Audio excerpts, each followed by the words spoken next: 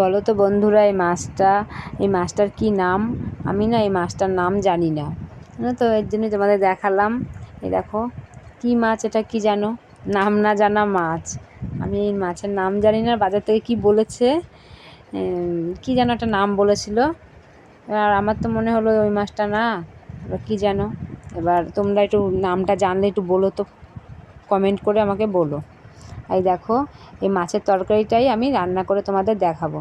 খেতে কিন্তু দারুণ হয়েছিল, মাছগুলো খেতেও খুব টেস্ট। এরকম তেল দিয়ে প্রথমে মাছটা ভালো করে ভেজে নিচ্ছি, দিয়ে আলু বেগুন দিয়ে আমি করবো। আলু বেগুন টমেটো আর পেঁয়াজ দেবো, আর একটুখানি সামান্য রসুন দেবো। দেখো, আমি কালো জিরে ফোড়ন দিয়ে দিলাম, তার উপরে দিয়ে দিলাম পেঁয়াজ কুচি, আর দেবো ওই যে 3-4 কোয়া রসুন একটু থেতো করে নিয়েছিলাম, ওই রসুনটাই দিয়ে দেবো। দিয়ে এটা একটু ভালো করে ভাজা, একটু হালকা হালকা ভাজা ভাজা হবে, তারপরে আমি আবার আলুগুলো দেবো।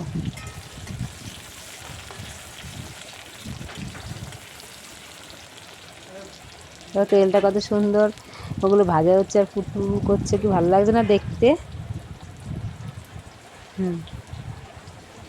এর মধ্যে আমি আবার আলুগুলো এবার দিয়ে দেবো। প্রথমে আমি আলুগুলো দিলাম, তাহলে আলুটা একটু ভাজা হতে একটু টাইম লাগে, আর বেগুনটা তো খুব তাড়াতাড়ি হয়ে যায়, এর জন্য আমি আলুটাই আগে দিলাম। আমি সরু সরু করে কেটে নিয়েছি। আর এই দেখো, এখানে মশলাও নিয়ে নিয়েছি আমি, ধনের গুঁড়ো, জিরের গুঁড়ো, আর লঙ্কা গুঁড়ো, আর হলুদ, আর পরিমাণ মতো লবণ।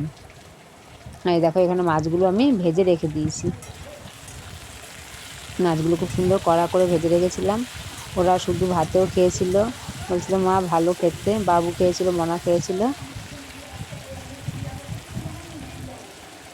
আর এই দেখো, বেগুনগুলো এবার দিয়ে দিলাম। আলুগুলো অনেকটা ভাজা ভাজা হয়ে গেছে, এবার বেগুনগুলো আমি দিয়ে দিলাম। এবার বেগুনগুলো একটু ভেজে নেবো এর সাথে, আলুর সাথে একবারে দিয়ে, তারপরে মশলা দিয়ে কষিয়ে নিয়ে জল দিয়ে দিলেই আমার হয়ে যাবে।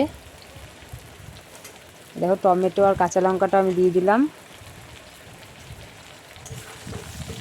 তোমাদের কাদের কাদের ভালো লাগে এরকম ছোটো মাছ খেতে, কমেন্ট করে বলবে।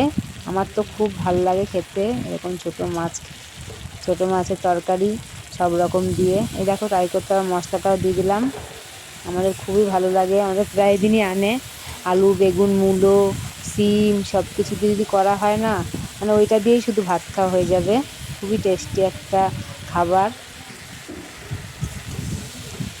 আর ধনেপাতা, আর যাই হোক, আমার কিন্তু এটা ধনেপাতা দেওয়া হয়নি, তোমরা কিন্তু ধনেপাতা দেবে, তাহলে পরে আরও বেশি টেস্ট হবে। আমার ধনেপাতাটা ছিল না, তার জন্য ধনেপাতাটা দেওয়া হয়নি।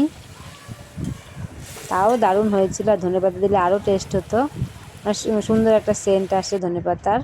এই দেখো, আমার মাছের তরকারিটা খুব সুন্দরভাবে রেডি হয়ে গেছে। দেখো তো কত সুন্দর লাগছে দেখতে, তেমনি খেতেও